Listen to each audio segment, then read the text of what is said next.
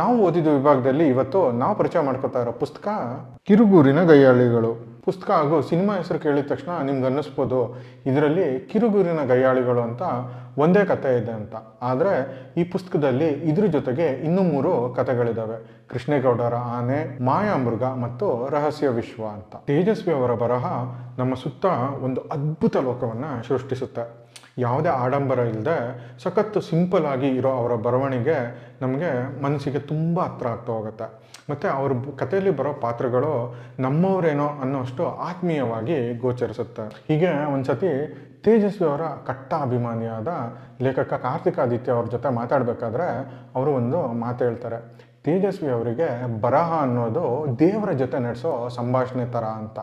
Probably ಅದಕ್ಕೆ ಅನಿಸುತ್ತೆ ನಮಗೆ ತೇಜಸ್ವಿ ಅವರ ಬರಹಗಳು ಅಷ್ಟು ಇಷ್ಟ ಆಗೋದು, ಆಪ್ತ ಅನಿಸೋದು.